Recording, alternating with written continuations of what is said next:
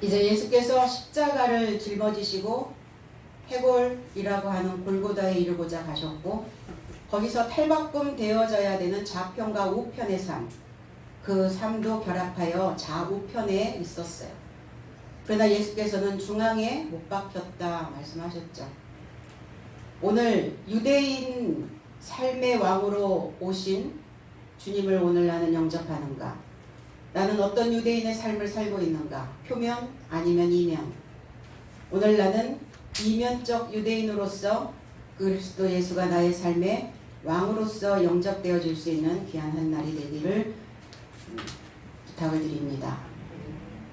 19절로 20절, 빌라도가 패를 써서 십자가 위에 붙이니 나사렛 예수 유대인의 왕이라 기록되었더라.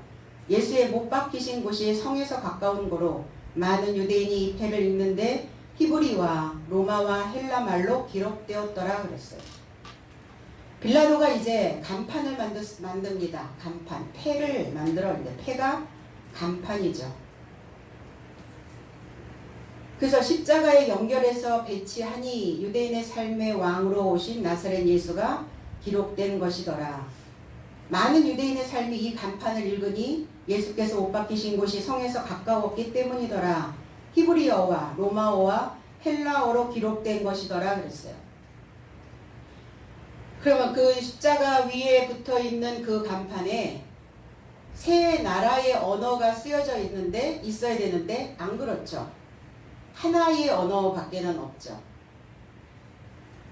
오늘 이 티틀로스라고 하는 이 패는 거기에 무엇인가를 붙여 놓은 거예요. 간판을 왜 걸까요? 상호를 거는 이유는 눈에 띄게 하려고, 많은 사람들이 보게 하려고, 이정표와 같은 역할이죠. 표제와 같은 역할입니다. 표지판이죠. 그래서 이 단어가 히브리어로 넘어가면 찌윤이라고 하는 단어를 만들어내죠. 찌윤이라는 단어에서 시온이라는 단어가 만들어집니다. 우리는 다 시온이죠. 눈에 띄어야 되고, 그리고 많은 사람들의 이정표의 역할을 감당해야 되고, 아니 많은 사람은 걷어치우더라도 나 자신의 삶의 이정표 역할을 나는 해야 된다는 겁니다.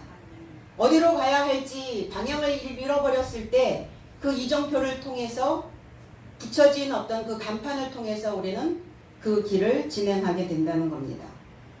그래서 이 시온이라고 하는 이 삶 속에서 멀리서 빛나다라는 의미도 가지고 있어요. 밤하늘에 그리고 그 밤바다를 비춰주는 등대와 같은 역할을 하는 자들이죠. 시온 백성, 시온의 처녀, 성경은 그런 표현들을 하고 있습니다. 그리고 이 눈에 띄는 자, 간판의 역할을 하는 자, 이 악장이라는 단어도 있어요. 악장. 악장이 뭡니까? 그 노래하는 자의 우두머리, 우리는 성가대장이라고 얘기를 하죠. 악장입니다. 눈에 띄는 자들이죠. 하나님을 향하여 찬양하는 성가대원들은 시온과 같은 자들이라는 거예요.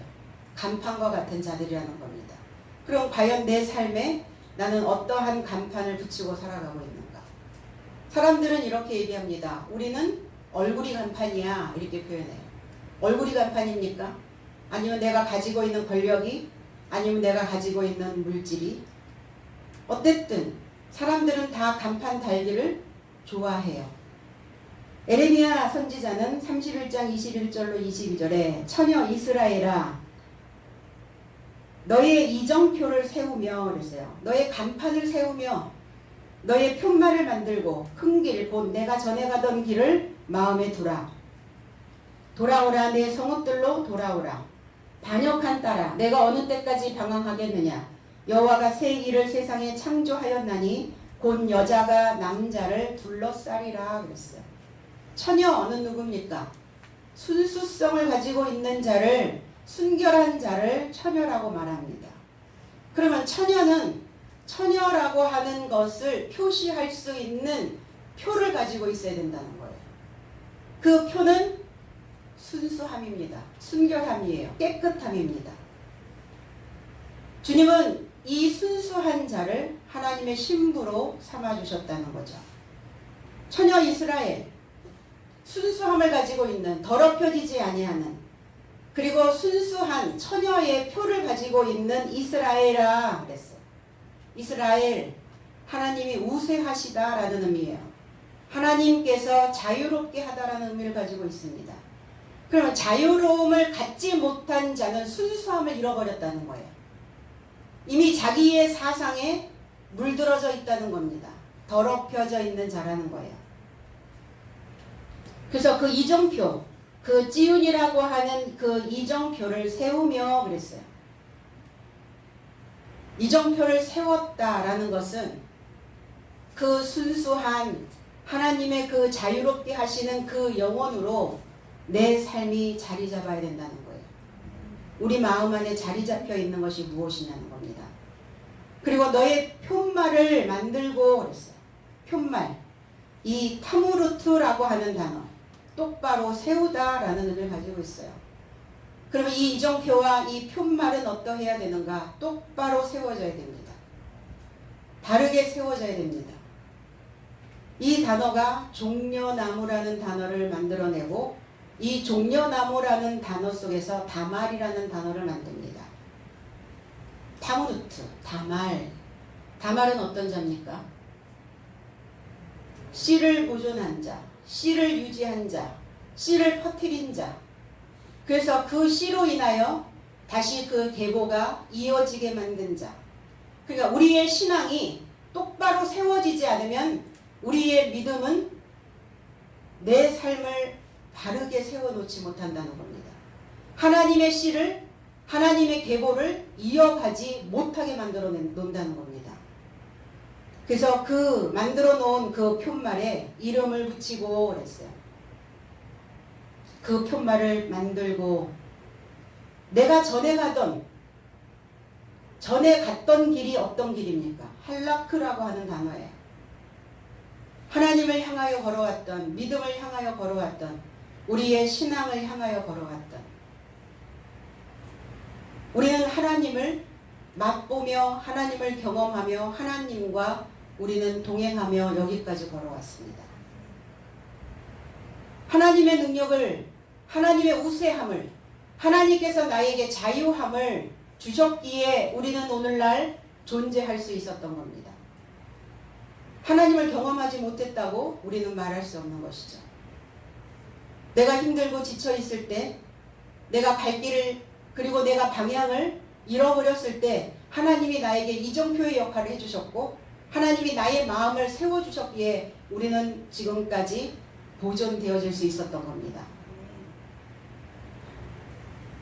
그래서 너가 전에 가던 그 큰 길, 그 마음에 그것을 그 생각들을 마음에 두라는 거예요. 무엇을 마음에 두고 살아가는가? 마음에 두고 있는 것이 무엇인가? 마음에 두고 있는 것대로 우리의 발길은 옮겨지겠죠. 내가 하나님을 마음에 두고 있다면 하나님을 향한 하나님의 마음으로 우리의 발걸음이 옮겨질 것이고 나의 본성적인 그 사상에 마음을 두고 있다면 우리의 발걸음은 나의 본성을 충족시키기 위한 그 걸음을 걸어가게 될 것입니다. 오늘 주님께서는 돌아오라. 왜 돌아오라고 말씀하시는가? 돌아오라는 것은 돌이키다라는 의미도 가지고 있지만 너희는 내게 보답하라는 거예요. 내가 너희들에게 힘들고 네가 힘들고 네 삶이 살 수 없었던 그 숨막혔던 그 시절에 내가 너에게 숨을 쉬게 만들었고 내가 너로 하여금 살게 하였으니까 이제 네가 내 마음에 돌아와서 나를 보답하는 그 삶을 살아야 되지 않는가. 오늘 보답하라. 그러면 하나님께 우리가 보답하기 위해서는 어떠한 행위를 해야 할 것인가? 할례입니다. 할례를 행하는 것이 하나님께 보답하는 길이라는 거예요. 마음에 있는 묵은 것들을 잘라내는 겁니다. 과거의 패턴들을 잘라내는 거예요. 안일주의에 빠져있는 무기력한 그러한 생각들을 잘라내는 거예요. 내 마음에 무엇이 잔뜩 끼어 있는가? 어떤 것으로 인하여 기름때가 쪄들어져 있는가? 그것을 잘라내는 것이 하나님께 보답하는 길이라고 말씀하고 있습니다. 너의 성읍들이 그 성읍들, 깨어 지키는 곳, 분발해야 되는 곳, 그 성읍들이 어떠한 상태에 들어가 있는가, 분발해 깨어있는 그 상태로 돌아오라는 거예요. 깨어있으라는 겁니다. 너의 성을 지키라고 말씀하고 계시는 겁니다. 그런데 그 지켜야 되는 그 인생들이 반역한 자들이 되었다는 거예요. 이 쇼베브라고 하는 이 단어는 신앙을 버렸다, 내가 하나님 이름을 부르고 있다고 하여 신앙을 지키고 있는 것이 아닙니다.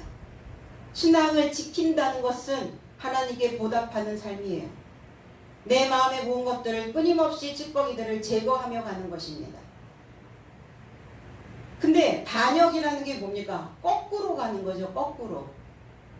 하나님의 영을 따라가야 되는데 우리의 육신을 따라간단 말이에요. 거꾸로 가고 있는 겁니다. 그럼 육신은 얼마큼 충족이 되는가? 육신을 따라가면서 육신이 우리의 영, 우리의 정신, 우리의 마음을 메꿔줄 수 있으면 괜찮죠. 그런데 그 육은 어느 시점이 되면 시들해지기 시작해요. 메꿔지지 않습니다. 결단코. 딸아, 그랬어요. 딸아. 딸. 이 딸들은, 하나님의 딸들은 어떤 자들이냐? 하나님의 집으로 표시되어져야 되는 자들입니다. 집으로 표시되어져야 되는 자들. 그런데 그 집으로 표시되어져야 되는 자들이 언제까지 방황하겠느냐? 방황이 왜 만들어집니까? 왜 방황을 하죠? 방향을 잘 못 잡고 있는 거예요. 인생의 방향. 하나님께로 방향을 바꿔가야 되는데 하나님께 방향을 바꾸지 않으니까 계속 겉돌게 되는 거예요. 헛바퀴를 도는 겁니다. 공회전을 하고 있는 겁니다. 그러니까 에너지는 에너지대로 다 소진되고 얻어야 되는 것들은 하나도 채워지지 않고 이 헛바퀴가 계속 돌아가는 거예요. 그런데 방향을 바꾸면, 그리고 네가 신앙을 챙기면, 그리고 너의 성 안에서 너의 삶을 깨어서 지키기만 하면, 이걸 다 바꾸면, 그러면 내가 너의 삶에 새로운 일이 뭡니까? 우리의 삶을 새롭게 하시겠다는 거예요. 우리의 생각들을 다시 세워주시겠다는 겁니다. 틀어져 있었던 그 삶을 다시 꿰매서 수선해 주시겠다는 거예요. 그 세상에 창조해 주신다고요. 그 세상은 어떤 세상입니까? 그 세상은 여전히 정체가 없고, 그리고 비어있고, 그리고 어두워 있는 이 애굽이라고 하는 그 땅, 애굽이라고 하는 이 의미가 검은 땅이라는 의미를 가지고 있어요. 검어져 있단 말이에요. 그러니까 내가 너희들의 그 땅을 창조해내겠다. 창조는 뭡니까? 무에서 유를 만들어내는 것이 창조인가? 아니요. 기존에 가지고 있는 것들을 다 찍어내버리는 겁니다. 가지고 있었던 모든 것들을 다 찍어내버리는 거예요. 벌목하셔서 거기다가 새로운 것을 건설해 주시겠다는 겁니다. 가지고 있죠. 이미 너무나 많은 것들을 가지고 있습니다. 인생들은. 그래서 생각을 창조해낸다는 것이 쉽지는 않죠. 나를 수선하고 나를 회복시킨다는 것 자체도, 그리고 하나님께로 돌아가는 이 마음도, 하나님에 대하여 은혜를 갚아야 되는, 보답해야 되는 이 상황도 결코 쉬운 일들은 아닙니다. 그러나 우리를 하나님께서 선택하시고 하나님께서 지금까지 우리를 먹이고 입히셨기 때문에 분명 우리의 바탕을 창조해 내실 것입니다. 창세기 1장 27절에는 하나님이 자기 형상, 곧 하나님의 형상대로 사람을 창조하시되 남자와 여자를 창조하시고 그랬어요. 하나님이 창조하셨는데 자기 형상, 하나님의 형상대로, 하나님의 형태와 똑같이 닮은 꼴로 창조하셨다고요. 그러면 저와 여러분들의 얼굴은 하나님의 간판이라는 거예요. 우리의 얼굴은 하나님의 간판. 닮은 꼴로 창조하셨어요. 근데 어떻게 창조하셨느냐? 남자와 여자로 창조하셨다고요. 저와 여러분들 속에 남자도 있고 여자도 있다고요. 왜 남자를 창조하셨을까? 기억시키려고. 이 자카르라고 하는 이 단어는 기억하다, 상기하다, 기억을 되살리다. 그러니까 너희가 하나님을 향하여 거꾸로 가고 있을 때, 너희가 하나님을 향하여 방향을 하나님께로 돌이키지 못하고 방황하고 있을 때 기억해내라는 거예요. 하나님이 나로 하여금 살게 하셨던 그 시대를, 그 시점을 기억해내라는 겁니다. 그리고 여자로, 그 여자는 찌르다라는 의미를 가지고 있고, 낙하부라고 하는 단어는 뚫어내다라는 의미를 가지고 있어요.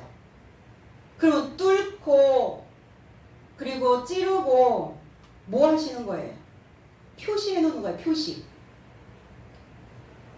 콕 찍어 놓으시는 거예요. 그럼 남자로 여자로 그 기억으로 그리고 나를 표시해 놓으셨어요. 기억할 수 있도록 표시하시는 거예요. 어떻게 표시하실까? 말씀이 내 안에 들어와서 새김질이 되면은 괜찮죠. 하나님을 기억하시면 괜찮은데 하나님을 우리가 잊어버릴 때가 있어요. 뭐 할 때? 내 가지고 있는 내 본바탕이 이렇게 훅 올라올 때가 있거든요. 내 마음의 감정의 덩어리들이, 불건강한 감정 덩어리들이 확 올라올 때가 있어요. 그러면 그때 하나님을 잊어버립니다. 그럼 잊어버렸으니까 어떻게 해야 돼요? 되살려야죠. 상기하여야죠. 기억을 찾아내셔야죠. 내가 지금 살고 있는 것이 누구의 은혜인가를, 누구로 인함인가를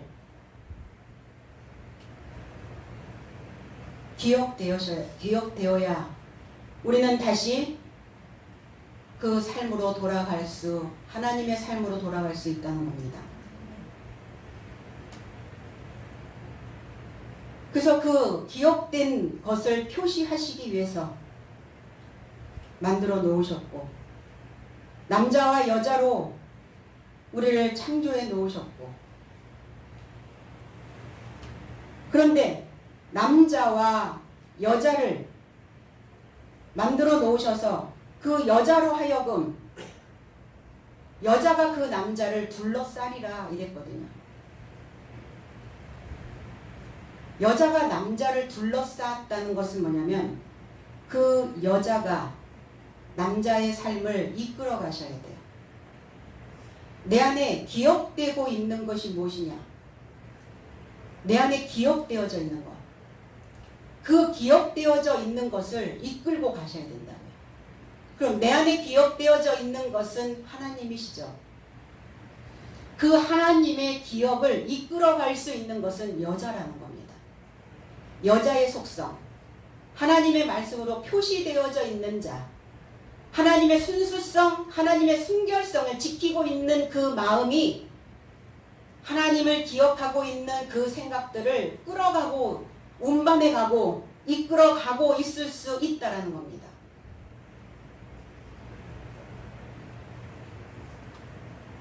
내가 무엇을 향하여 지금 가고 있어야 하는가? 오늘 빌라도는 예수에게 그 팻말을, 그 이정표를, 그 간판을 붙였습니다. 나사렛 예수, 이렇게 나사렛 예수, 유대인의 왕. 나사렛, 나지르라는 단어에서 만들어졌죠. 구별하다라는 의미를 가지고 있습니다. 나시린이라는 단어를 여기서 또 만들어내죠. 구별되어진 자, 머리에 삭도를 대지 않고 있는 자, 머리를 깎지 않고 있는 자를 나시린이라고 얘기합니다. 그리고 구별되어지려면 어떻게 해야 돼요? 멀리 떨어져 있다라는 의미를 가지고 있어요. 종묘장과 같은 거죠. 종묘장. 혼합되지 않도록. 그럼 내 마음이 종묘장이어야 해요. 하나님의 생각이 틀어지지 않도록 다른 씨가 들어와서 다른 물이 들어와서 내 생각을 혼탁하게 만들지 아니하도록 구별되어지셔야 된다는 겁니다. 주님께서 십자가에 못 박히신 곳, 그곳이 성에서 가까워졌다 이랬어요. 바깥에 있는 성도 있고 성읍들도 있고 나의 성읍도 있어요.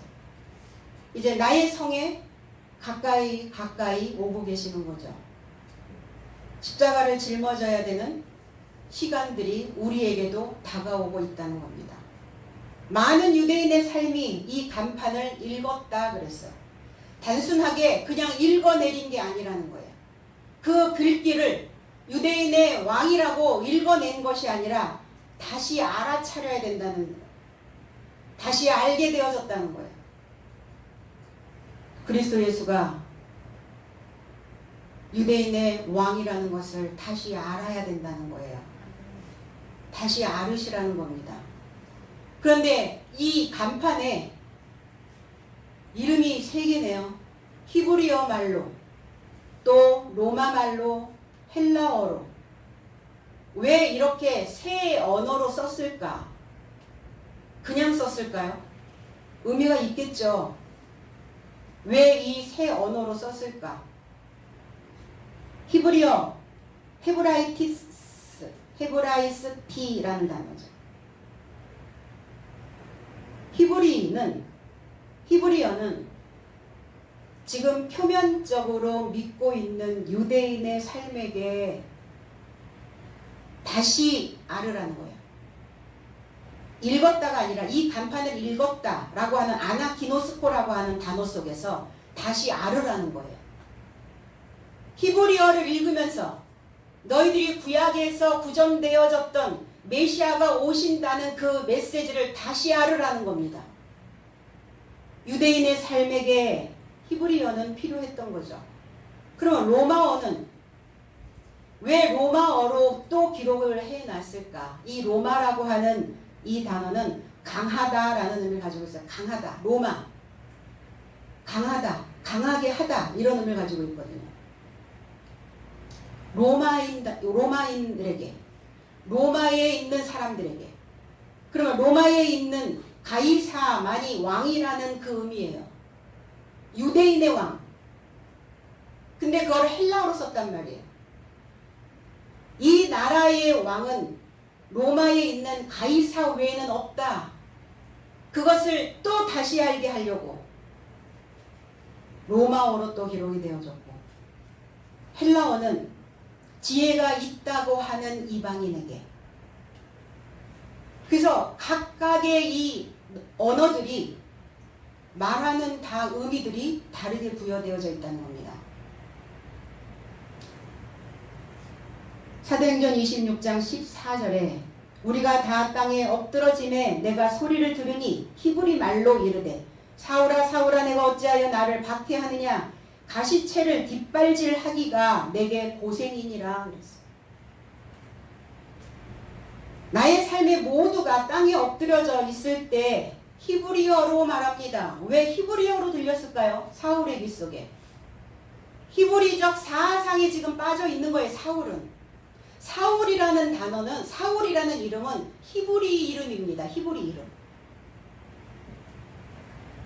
바울의 히브리 이름이 사울이에요. 사울, 샤울이죠. 쉐월입니다. 쉐월.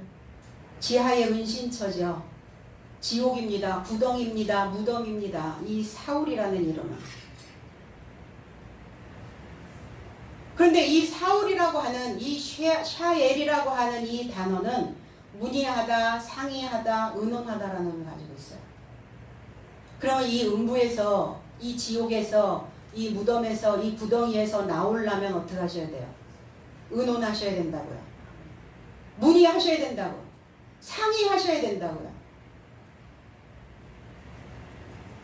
우리의 생각들을 얼만큼 믿으세요? 내 마음을, 내 정신을, 내 생각을 내 감정을 얼만큼 믿으세요? 믿을만 해요? 그래서 의논하는 겁니다. 그리고 문의하는 거예요. 그리고 상의하는 겁니다. 힘들게 불행하게 사는 사람들의 삶의 자세를 보면 의논을 하지 않아요. 상의를 하지 않습니다. 그래서 우리는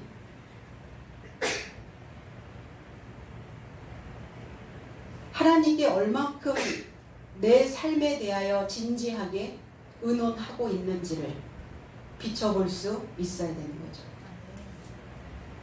그래서 마마보이, 마마걸, 파파보이, 파파걸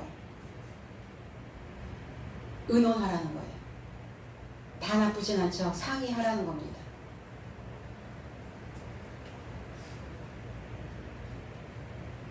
그 사울이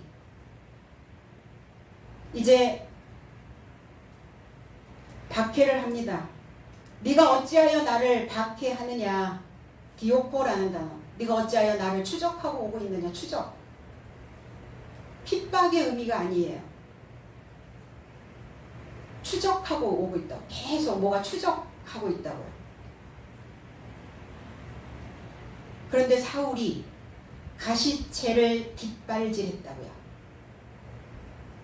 가시채를 뒷발질하면 고생이다 이렇게 말씀하시거든요. 가시채가 뭡니까? 가시채. 이 펜트론이라고 하는 단어인데 일침을 놓다, 따끔하게 찌르다, 하나님의 자극이란 단어거든요. 그러니까 우린 자극받는 거 싫죠. 누가 나에게 일침을 놓으면 싫잖아요. 그러니까 어때요? 그 일침을 따끔하게 놓는 그 자극들을 받아들여야 되는데 그게 싫으니까 어때요? 완강하게 버티는 거예요. 뒷발질 하거든요. 뒷발질, 락티조 합니다. 단항하고 완강하게 차버리는 거예요. 걷어차버리는 거예요. 그 일침을. 그 따끔한 소리를 들으려고 하지 않아요. 병든 자예요. 그 일침을 거부하고 있다는 것은 하나님의 자극을 내가 부인하고 있다는 것은 병든 자의 모습이죠.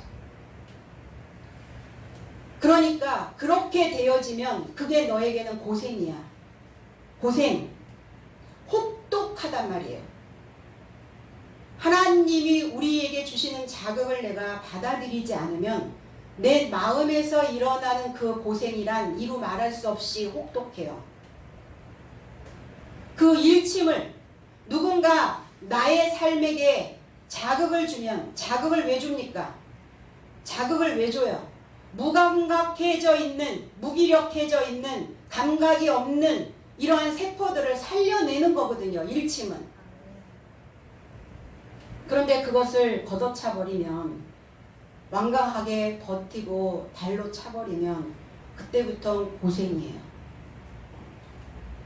그래서 고생을 사서 하는 거예요. 사서.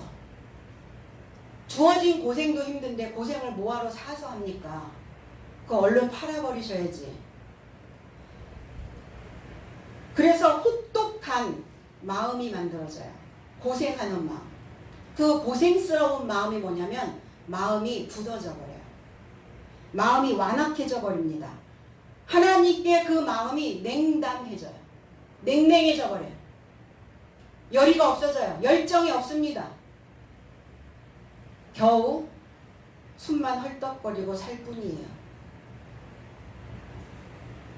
그래서 목이 고다 있다 이런 표현을 하거든요. 무감각해져 있다. 그 완고하고 하나님을 향하여 냉담하여 있는 그 마음이 혹독한 고생을 치르게 된다는 겁니다. 그러니까 그렇게 되지 않으려면, 그렇게 되지 않으려고 우리는 오늘도 물을 마시러 오신 것이잖아요. 기름칠 하려고 오신 것이잖아요. 한 주간이 길었어요. 한 주간이 왜 길어요? 마르니까. 풍성해서, 풍족해서, 여유로워서, 넉넉하면 그냥 하루가 스무스하게 넘어갈 텐데 뭐가 가는 것마다 턱턱턱 걸리니까 한 주간이 왜 그렇게 고난이고 고생스럽고 힘든지 모르겠어요. 그런데 바깥에 보여지는 환경도 그러한데 그거에 연결되어서 마음도 그렇죠. 왜? 바깥과 내 안은 항상 연결되어져 있으니까. 그러니까 혹독하다라는 생각이 든 거예요. 그럴 때 뭐 하셔야 돼요? 아, 내가 혹여 하나님을 향한 냉담한 마음을 가지고 있지 아니한가. 스스로 내 자신에게 하나님의 자극을 주셔야 되고 스스로 내 자신에게 일침을 가하셔야 된다는 겁니다. 하나님을 믿는다는 것, 하나님을 믿는다는 것은 늘 자극이에요. 어떠한 그 자극이든 받아들일 준비를 하셔야 되는 겁니다. 사랑한다면서 자극은 싫으신가요? 하나님을 믿는다는 것은 하나님을 사랑한다는 것이고 하나님을 사랑한다는 것은 하나님의 그 따끔한 소리를 먹는 겁니다. 마시는 거예요. 그냥 성경에 낙서하듯이 밑줄 그어놓는 것이 그것이 믿음이 아니에요. 그것이 사랑이 아닙니다. 듣기만 하고 행하지 않으면 자극이 되지 않았다는 거예요. 사람은 일침을 가하면 꿈틀하게 되어 있어요. 반응을 합니다. 그래서 죽어 있었던 세포들이 살아난다는 겁니다. 감각이 없었던 삶이 감각이 만들어진다는 거야. 아, 내가 지금 이러고 있구나. 어떤 형태로 있구나. 내 모양이, 내 꼬라지가 지금 어떻게 되어져 가고 있구나를 볼 수 있어야 된다는 거예요. 그건 살아있는 자의 모습이라는 겁니다. 로마의 언어로 로마서 1장 15절에 그러므로 나는 할 수 있는 대로 로마에 있는 너희에게 복음 전하기를 원하노라 그랬어요. 바울 사도의 복음을 전해야 되는데 로마에 있는 사람들이 너무나 강하여져서 무장하고 있기 때문에 복음이 잘 들어가질 않는 거예요. 그러니까 바울은 로마에 있는 너희에게 이 복음이 들어갔으면 좋겠다라고 하는 그 간절함을 말하고 있는 것입니다. 바울은 늘 그렇게 말씀하시죠. 나는 빚진 자다. 헬라인이나 야만인이나 지혜자나 어리석은 자, 그 모두에게 나는 빚쟁이다. 빚진 자다. 복음의 빚진 자. 그러니까 빚 갚으려고요. 빚 갚으려고 로마에 있는 사람, 그 강함이 있는 사람, 그 마음이 완악한 사람, 찔러도 피 한 방울 나지 않는 사람, 냉담하여진 그 냉혈화가 되어져 있는 그런 사람들 잘 안 들어가겠죠. 그러니까 읽으시라고요. 그 간판을 다시 알아차리시라고요. 내 안에 유대인의 왕이라고 하는 그 팻말이, 그 이정표가 붙여 있거든. 강하여 있는, 강팍해 있는, 이 로마로 있는 이 사람은 로마어로 그거를 다시 알아차리셔야 된다는 겁니다. 내가 강해 있구나. 무지하게 내가 완악하여 있구나를 알아차리시라고요. 그 다음에 헬라어로 헬레니스티라는 단어예요. 사도행전 11장 20절에 그 중에 구브로와 구레네 몇 사람이 안디옥에 이르러 헬라인에게도 말하여 주 예수를 전하니 그랬어요. 히브리어도 해야 되고 로마어도 해야 되고 그리스어 헬라어도 해야 되고 그러네요. 복음을 전하려니.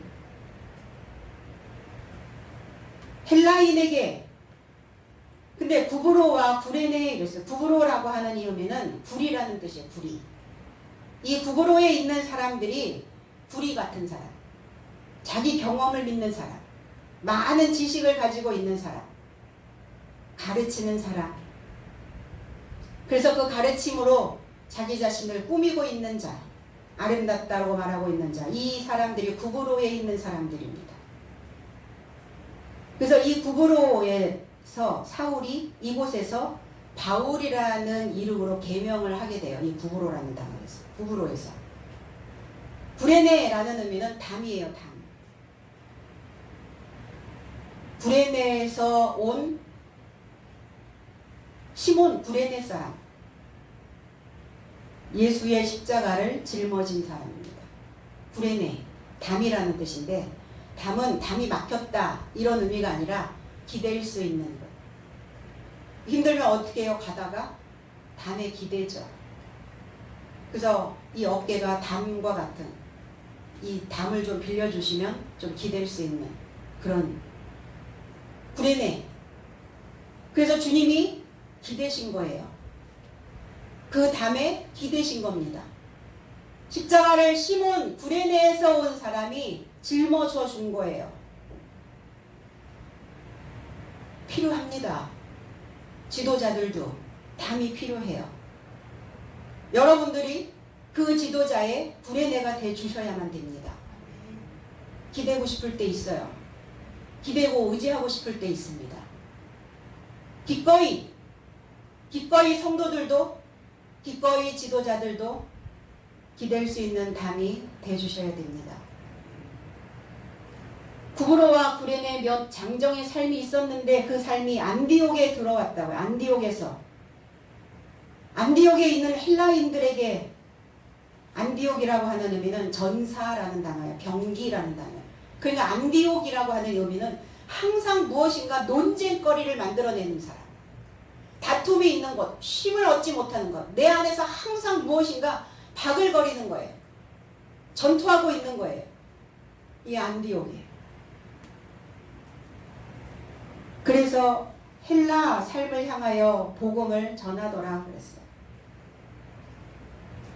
히브리에 있는 사람, 로마에 있는 사람, 헬라에 있는 사람 모두에게 유대인의 왕을 십자가에 못 박았다는 증거를 남기고자 하는 것이죠. 히브리 사람들에게, 로마에 있는 사람들에게, 헬라에 있는 사람들에게 십자가에 못 박았다는 증거를 남겨서 빌라도의 의도는 내 잘못이 아니야, 내가 원해서 유대인의 왕을 십자가에 못 박은 것이 아니라고 말하고 싶은 거예요.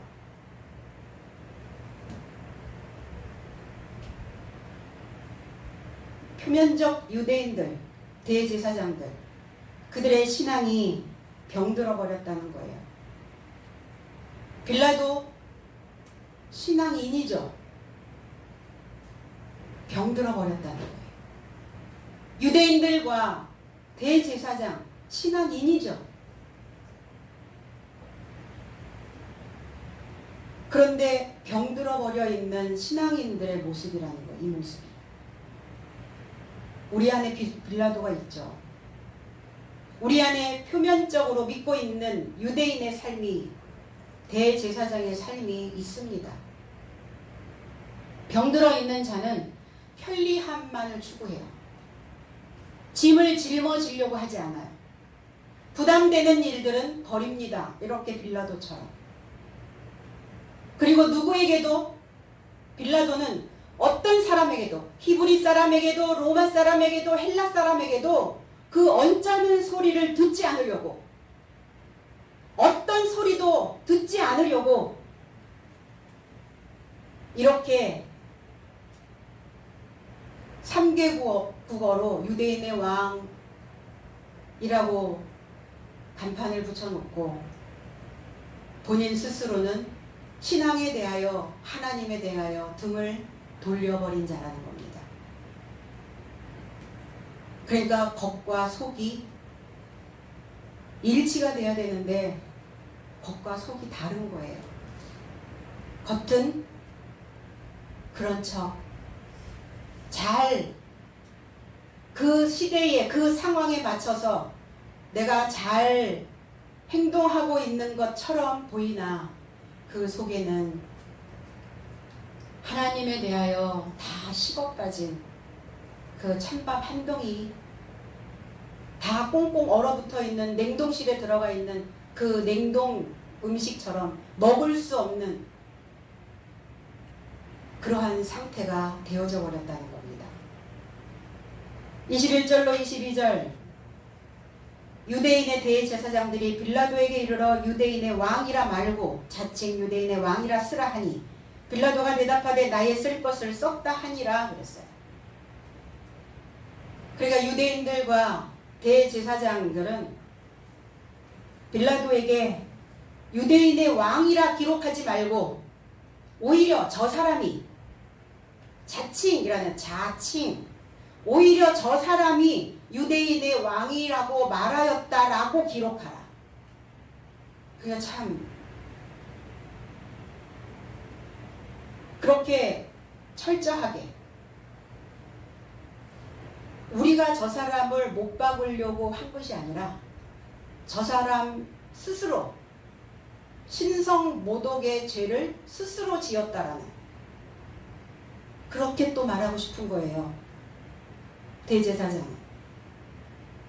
그러니까 저 사람이 유대인의 왕이라고 말하였다라고 기록하라 그랬더니 빌라도는 내가 기록한 것을 나는 기록한 것이다. 내가 기록할 수 있는 것을 나는 기록한 것이다. 이렇게 답변을 하고 맙니다.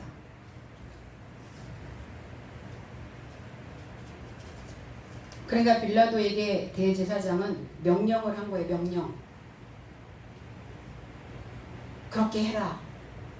저 사람이 그렇게 말했다라고 기록해라. 저 사람이 말한 것 때문에 십자가에 못 박힌다는 것을 또 다른 사람들에게 알리고 싶은 거죠.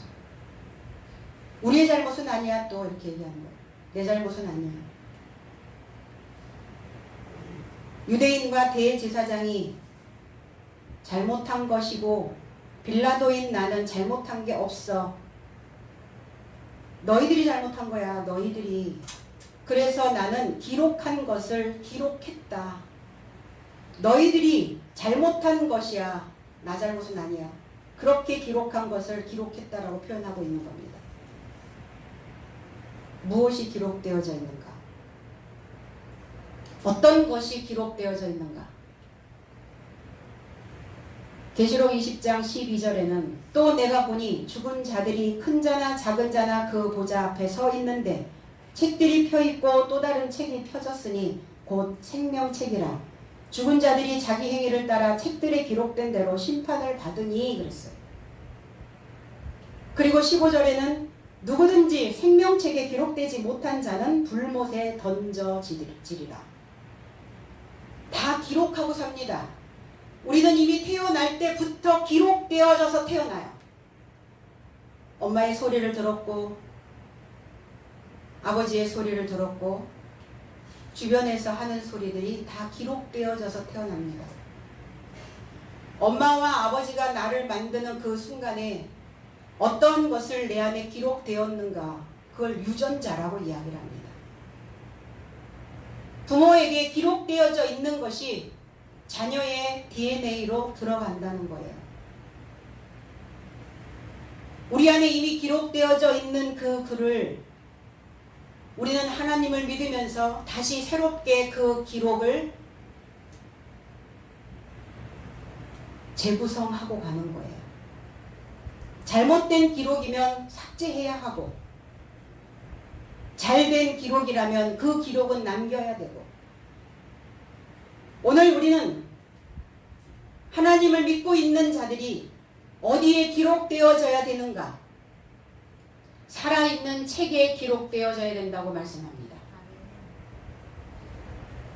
근데 죽은 자들이 자기 행위를 따라 책들에 기록된 대로 심판을 받으니 그랬어요. 죽은 자들이 어떻게 책에 기록이 되었는가? 죽은 자들은 여기에서 누구를 의미한단 말인가? 무기력하여 있는 자들이에요. 어떠한 사상에 진압되어져 있는 자, 그리고 고생하고 있는 자. 방향을 바꾸지 못하고 있으니까 고생하고 있잖아요. 살았다는 이름을 가지고는 있으나 죽은 삶이라고요. 육에 속하여 썩고 있는 자입니다. 그래서 표면으로 믿고 있는 자, 구약의 행위에, 구약적 사고의 다섯째 날에 머물러 있는 자들을 죽은 자들이라 표현합니다. 이 사고가 바뀌지 않고 있는 자들, 죽은 자들입니다. 변화의 시도를 하지 않고 있는 자, 나의 생각들을 창조해내려고 하지 않는 자, 잘못된 생각들을 베어내지 못하고 있는 자들, 죽은 자입니다. 숨만 쉬고 있다고 살아있는 자가 아니잖아요. 의식이 없는데 살았다고 할 수 있냐고요. 죽은 자입니다. 그 죽은 자들의 책들이 기록되어져 있는 거예요. 책은 어떤 내용이 기록되어져 있어요. 그럼 어떤 내용이 기록되어져 있느냐에 따라서 살아있는 책도 될 수 있고 죽은 책이 될 수 있어요. 죽었다라는 것은 뭐예요? 죽은 책입니다. 이건 죽은 책이에요. 그럼 이 안에 있는 단어들이, 그 의미들이, 그 내용이, 그 뜻들이 다 해석되어져서 들어오면 나는 살아있는 책이 되는 겁니다. 성경 구절 외우면 뭐 할 거예요? 이 설교 저 설교 사이트에 찾아 들어가서 들으면 뭐 할 거냐고요. 생각은, 정신은 그렇게 콕 박혀 있는데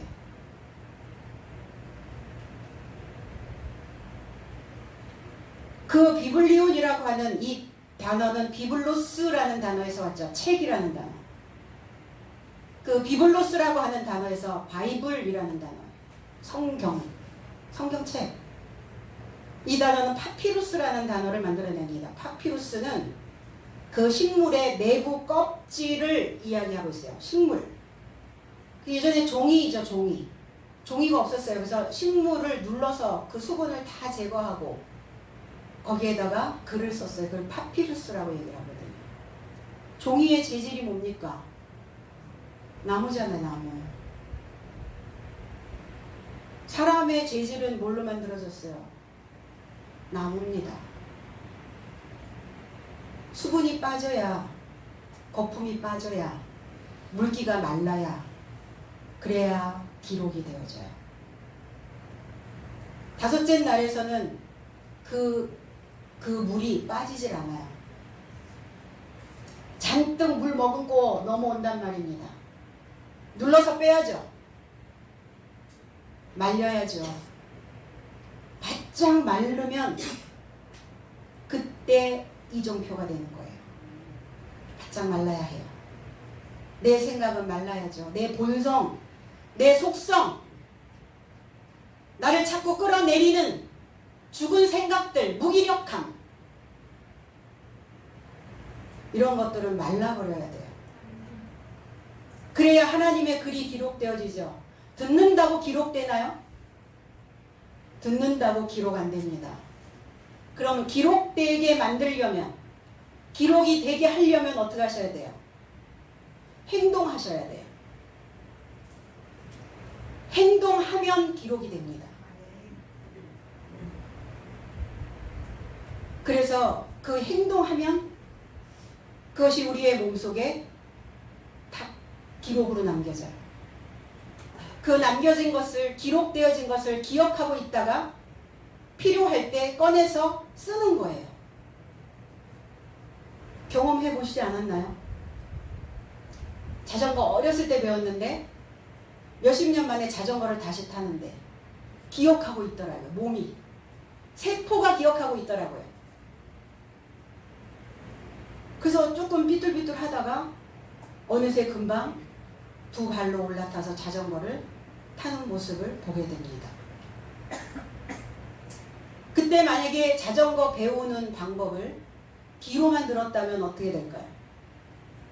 듣기만 하고 있었다면, 듣기만 하고 자전거를 타려고 시도해보지 않았다면 수십 년이 지나서 다시 타려고 해도 못합니다. 왜? 세포 속에 기록되어진 것이 없기 때문에.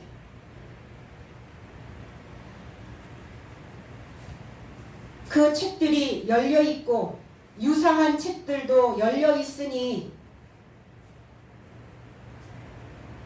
살아있는 책이라 죽은 자들은 그 행위를 따라서 죽은 자들, 그들의 행위, 그들의 바탕에 기록되어진 대로 그들은 결말을 맞게 됩니다. 그렇지 않나요? 우리의 바탕에, 우리의 생각에, 우리의 뇌에 기록되어진 대로 그들의 인생은 그렇게 결론 지어져 가지 않나요? 누구든지 이 생명책 안에 기록되어 발견되지 않으면 불못에 던져지리라. 불못이 어디 있어요? 그럼 죽어서 불못이요? 죽어서 유황 온천 갑니까? 죽어서 유황불 속에 들어가요? 기름가마 속에 들어갑니까? 살아있을 때 경험하신다니까요. 불못이 뭡니까? 불. 항상 불이 타는 거예요. 불이 타는 연못. 그 연못에, 그 호수에, 이 마음의 호수에 하나님의 진리의 생명에 살아있는 그 물이 담겨져 있어야 되는데 물이 없으니까 불이 타고 있는 거예요. 불. 바짝 말라버리면. 그러니까 뭐는 말려야 되고 무엇은 돋아내야 되는지를 잘 생각하셔야 된다고요. 하나님의 것이 없으면 불이 붙어요. 불 붙어서 이제 꺼지질 않아요. 그래서 속 타는 일만 생기죠. 속이 타 그러죠. 속이 왜 탔어요? 불못이거든요. 내 속이. 속에 천불이 나. 천불이 왜 나요? 내 속이 불못이거든요. 지금. 그 표현이란 얘기예요. 그 표현. 그 말씀이란 말이에요. 살아있을 때 우리가 이것을 경험하지 않은 이 말씀을 우리가 어떻게 참되다 할 수 있냐고요. 참인지 거짓인지 이걸 증명해낼 수 있어야 되잖아요. 참인지 거짓인지 이것을 살아있을 때 증명해내지 못하고 있다면 이것이 어떻게 참이라고 우리가 말할 수 있냐고요. 경험하니까, 체험이 되니까, 아, 이것이 바로 불못이구나, 불못이 어떤 것인가를 우리가 알아차렸으니까 이걸 증명해낼 수 있잖아요. 하나님의 것이 말랐을 때 그래서 속 타는 일만, 천불이 내 속에서 난다고요. 그래서 결국은 기록되어진 대로 그들은 판결을 받게 되어집니다.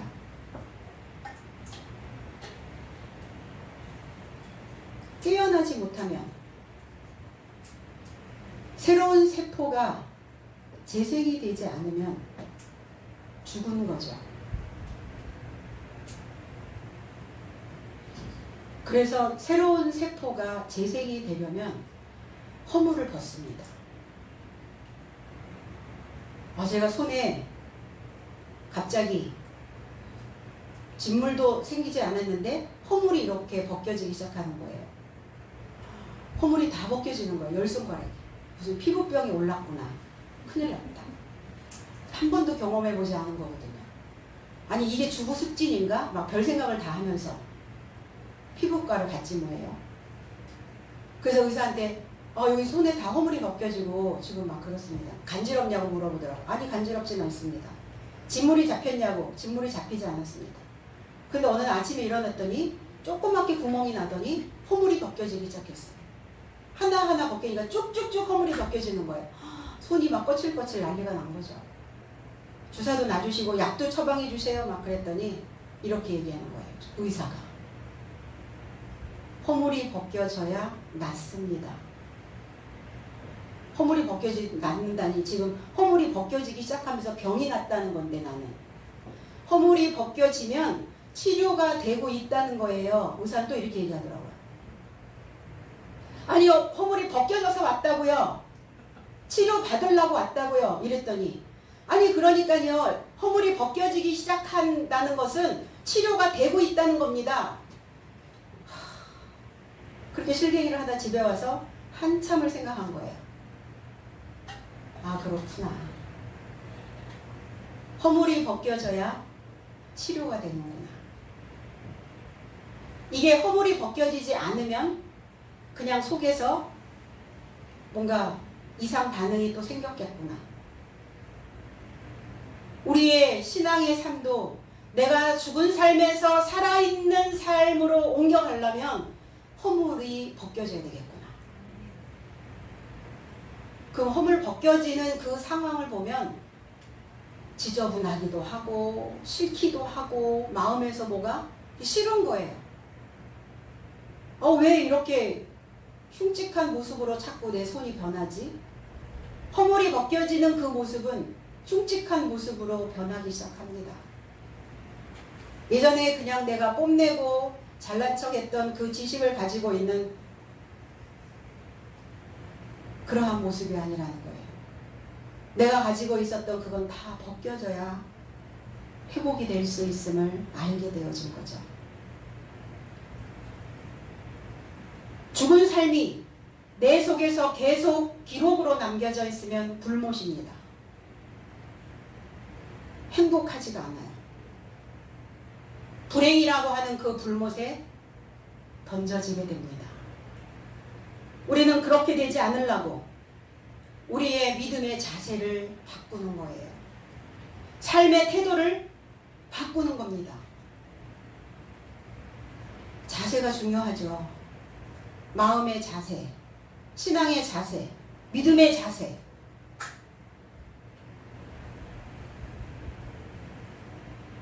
세상은 우리의 믿음을 흔들고 보여지는 이 물질계에서는 그리스도인, 크리스찬으로 하나님의 기름짐으로 가는 것을 방해합니다. 그런데 외부의 반응들은, 외부에서 일어나는 반응은 일회성인데 그 다음부터 내가 내 스스로 신앙으로 가는 그리스도인으로서의 그 길을 가는 살아있는 책으로 기록되어지기를 원하는 그 삶을 방해하는 것은 스스로예요. 내 자신이 또 나를 방해하고 있다는 겁니다.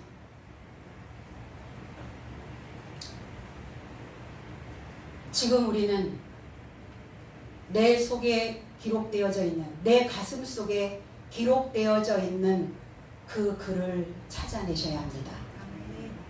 내 안에, 내 가슴팍에 하나님의 글을 찾아내셔서 다시 그 기록을 만들어내시고 붙잡으셔야 된다는 겁니다. 그렇지 않으면 이 어지러운 세상에서 우리의 신앙을, 믿음을 지키면서 가는 게 어려워져요. 주변이 나를 진압하잖아요. 나의 믿음은 죽은 증서인가 아니면 살아있는 증서인가? 기록된 대로 우리의 운명이, 우리의 삶이, 우리의 팔자가 바뀐다는 것을 우리는 또 다시 경험해야 된다는 겁니다. 카타부라고 하는 이 히브리어에서 기록한, 쓰여져 있는 편지, 이런 의미를 가지고 있어요. 출애굽기 32장 33절에 여호와께서 모세에게 이르시되 누구든지 내게 범죄하면 내가 내 기록한 책에서 그를 지워버리리라 그랬어요. 모세가 시내산에 십계명을 받아가지고 내려왔더니 이스라엘 백성들이 금송아지를 만들어낸 사건이었어요. 그러니까 모세가 자기의 불찰이라고 얘기를 해요. 지도자의 불찰입니다. 내 불찰입니다. 나를 그 책에서 내 이름을 지워주십시오. 모세가 그렇게 하나님께 기도를 하거든요. 그랬더니 하나님께서 모세에게 이르시되 이렇게 말씀하신 거예요. 누구든지 너에게 범죄하면 내가 내게 기록된 그 책에서 그 이름을 지워버릴 것이다. 그렇게 말씀하셔요. 네 잘못은 아니야. 성도들 각자의 선택이었어. 백성들 각자의 선택이지 지도자의 잘못만은 아니다. 이렇게 말씀하는 거예요. 하나님의 기록된 책에서 내 이름이 지워진다는 거, 그 무슨 의미일까요? 언제 내 이름이 이 성경책에 기록된 적이 있나? 이렇게 또 물어보실 거예요 아마. 그러면 다 역사책에 기록되어져 있는, 역사에 기록되어져 있는 그 인물들만 있는 겁니까? 그럼 나는 언제 이 살아있는 책에 언제 기록될 것이냐고요. 마태복음 1장 1절에 하나님의 계보는 그 한 대가 모자라요. 그러면 내가 기록되어진 그 내용을 그 계보에 넣어야 그 하나님의 계보는 이어질 수 있다는 겁니다. 내가 그 계보에서 지워지면 좋겠냐고요. 내가 그 신앙에서 그 믿음에서 하나님의 그 살아있는 책에서 지워지는 이름이 되어져서는 안 된다는 겁니다. 에레미야 17장 13절에도 이스라엘의 소망이신 여호와여 무릇 주를 버리는 자는 다 수치를 당할 것이라 무릇 여호와를 떠나는 자는 흙의 기록이 되오리니 이는 생수의 근원이신 여호와를 버림이니이다. 소망이신 우리의 소망이 뭐였습니까? 하나님과 엮여 있는 것, 하나님과 꼬여 있는 것, 하나님을 기대하고 있는 것, 하나님을 기다리고 있었던 하나님의 물의 풍부함을 내가 경험하고 있는 것, 이것이 우리의 소망이라는 겁니다. 하나님과 엮였어요. 우리는. 이게 우리의 소망 아니었나요? 잘못 엮였나요? 시온성교회 잘못 엮였어요? 그래서 그 엮여있는 것들을 풀어버리시려고요. 이제 소망을 버리시는 겁니다. 주를 버리는 자는 주를 없이 만들어버리는 거예요. 그래서 아자부라는 단어, 수치를 당할 것이라 부끄러워질 것이다. 너의 삶이 창백해질 것이다. 왜 창백해집니까? 핏기가 없는 거예요. 하나님의 말씀이 내 안에 그 열기를 만들어내야 되는데 냉담하니까, 냉정하니까 냉동이 돼버린 거예요. 냉동실에 들어간 인생들 보셨나요? 죽은 자 창백하죠. 물은 여호와를 떠나는 자는, 반역하는 자는, 자기의 사상에 기울어져 있는 자는 여호와를 떠난 자라는 거예요. 이미 그렇게 기울어진 곳으로 출발해버린 거죠. 출발하셨어요? 출발하기 전에 의논하실래요? 출발 안 하셨으면, 기울어지지 않았으면 아직 조금 더 상의하시고 의논하시고, 그러한 자는 흙에 그 에레츠에 기록되어질 것이다. 이 에레츠는 확고하다라는 의미를 가지고 있어요. 생각이 확고부동한 거예요. 변하지 않아요. 흙에 기록되어져도 상관없나요? 흙이 에레츠가 어떤 상태입니까? 혼돈하고 공허하고 어두워 있고, 그 상태로 결말 지어도 괜찮나요? 흙의 기록이 되오리니 생수의 근원이신, 살아있는 물의 근원이신, 내 속에서 퍼져나오는, 솟아나오는 그 여호와를 버렸다 그랬어요. 아자부타니 엘리 라마 아자부타니, 나의 하나님 어찌하여 나를 버리셨나이까. 그게 아자부타니라고요. 사바크다니가 아니라. 나의 마음에 기록된 대로, 여러분들의 마음에 기록된 대로, 우리의 생각에 기록된 대로 분명히 우리의 삶이 이루어질 것입니다. 그래서 주께서, 하나님께서 내 속에 괴로운 일들을, 혹독한 일들을, 혹독한 생각들을 기록하지 아니하시도록, 그리고 내가 좀먹은 옷을 입지 않도록, 그 좀먹은 생각으로 기록되지 않도록, 오늘 우리는 살아있는 내 삶을 살게 하시는 그 하나님께 오늘 감사로 기록해야 될 줄로 믿습니다. 아멘. 오늘부터 다시 쓰셔야 돼요. 오늘부터 다시 쓰는 살아있는 책이 되시기를 주님의 이름으로 축복합니다. 아멘. 기도하겠습니다.